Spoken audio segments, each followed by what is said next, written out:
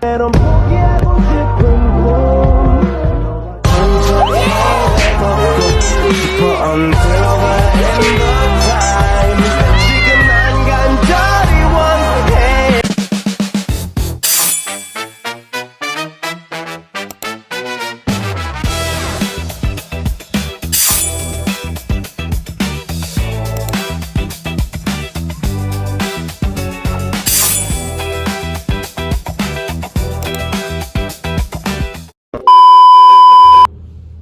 Assalamualaikum warahmatullahi wabarakatuh. Very good morning. My name is Farris and I will be your safety officer that will be assessing you today.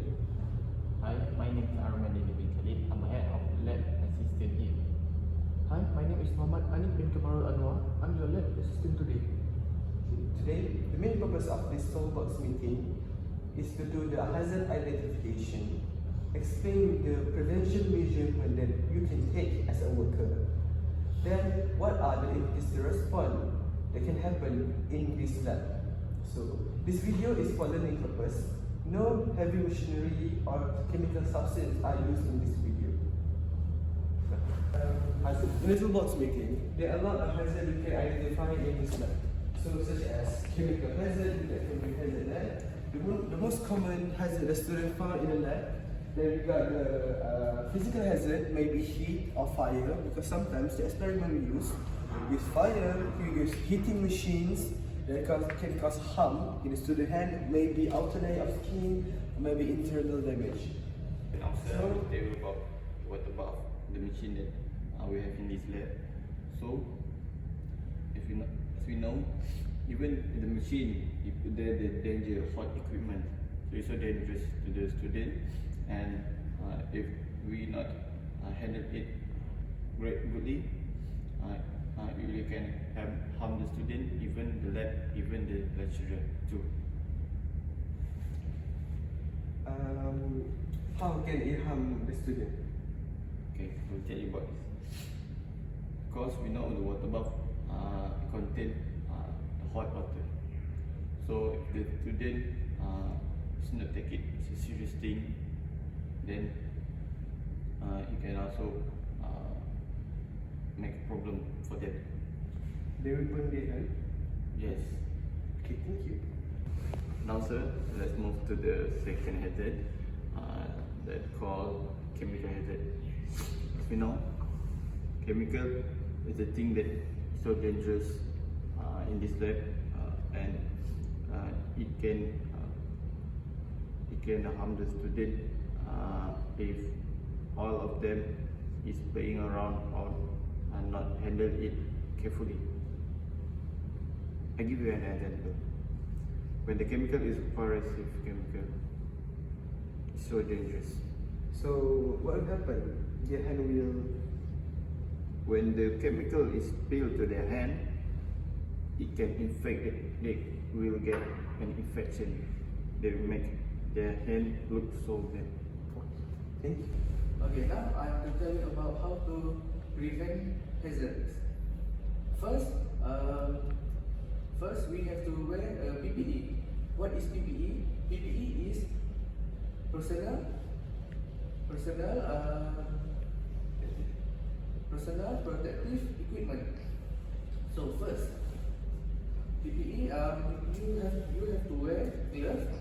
You have to wear gloves to protect your hands by a chemical substance or anything liquid that can affect your hands. Okay, second, you have to wear a lab coat. When you wear a lab coat, it can protect your body. You can protect your body of any harm when you burn something Chemical, maybe. or when you burn a chemical or anything that hot. Then, other than PPE, what can we use? For that, we can use a mask to protect our face. Or for mask, we wear a mask from protecting us from inhale any dangerous gases that can affect our health, our inhale. Okay. Thank you. Okay.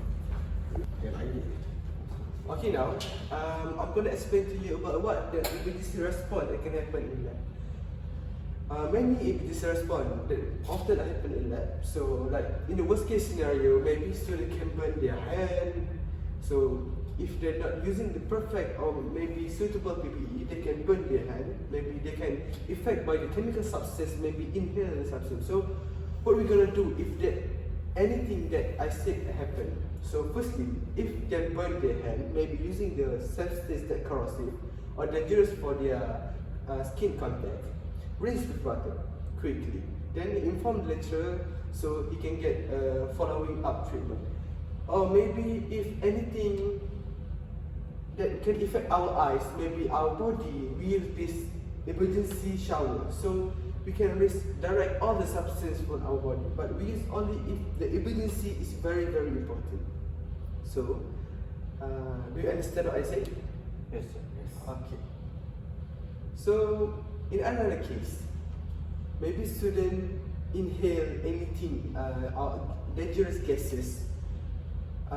They need to use. Okay, if they accidentally broke any of the beaker or vase, they can cut their hand and get big. So what we're gonna do, we're gonna use first kit aid. In the first kit, they have tiny and very complete set of medicine. So what we're gonna do, we're gonna use some plaster to cover the bleeding and report to the lecturer immediately. Understand? Understand.